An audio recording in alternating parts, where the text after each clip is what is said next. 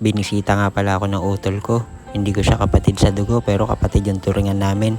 Kaya naman maraming salamat Tol Emon sa pagdalaw sa amin. Pagkatapos nun, nanood kami ni Mama ng misa sa TV. Sa ganitong paraan ay para na din kaming umattend sa isang simbahan. Pasensya na nga pala kayo kung nakahiga ako. Medyo mabigat din kasi yung katawan ko dahil sa puyat. Ako si Bok, lumaking mahirap pero mataas ang pangarap. Napakaganda nga ng umaga ko dahil syempre iniisip ko lahat ng blessing na dumadating sa amin. Pati naayos ko na din yung sarili ko at sobrang saya din dahil may panibagong buhay na binigay sa amin si Lord. Heto nga at buhay na buhay, gising na gising. Panibagong pag-asa para sa amin. Tuwing alas 6 kasi ng umaga ako ginigising ni Mama.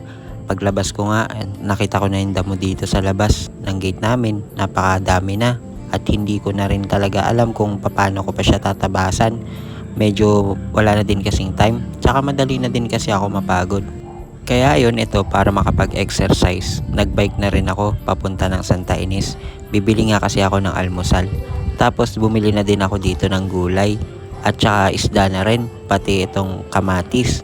Kasi nga ang gagawin ko, igigisa ko sa kamatis yung nabili kong isda. Tapos nagpahinga muna ako after namin kumain at nilagay ko nga yung TV sa channel na may misa para makapanood naman kami ni Mama. At least dito ay para na din kaming umattend ng misa talaga sa simbahan. So pagkatapos nga nun, eto nga nag-aasikaso na ako ng lulutuin. Sobrang laki ng pasasalamat ko nga dahil sa mga tulong ninyo tsaka lang kami nakakabili ng mga ganito. Although nakakabili naman ako dati kahit papano nung may trabaho pa ako, kaya lang ay talagang limitado. Madalas kasi noon kung ano lang yung mura, kung ano lang yung pinakamadaling lutuin, at kung ano yung pinakamarami. Halimbawa frozen na pagkain, yung isang pack niya 6 na peraso. Ang gagawin namin, ulam na namin yun na maghapon. Kaya wala talagang sustansya yung mga katawan namin. Kaya kahit na may trabaho ko, hirap na hirap kami sa pagkain. Kasi nga, ang cycle ng sweldo ko dati, uutang, sa sahod, ibabayad.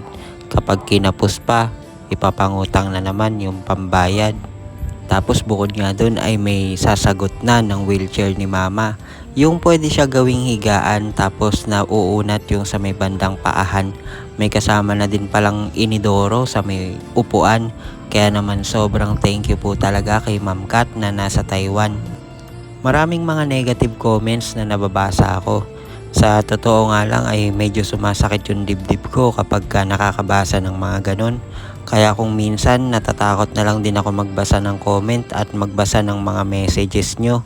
Hindi naman sa nilalahat ko pero kasi hindi ko naman din kasi talaga hawak ang isip ng mga tao. Pero isa lang ang masasabi ko, ipagpapatuloy ko kung ano yung ginagawa ko ngayon.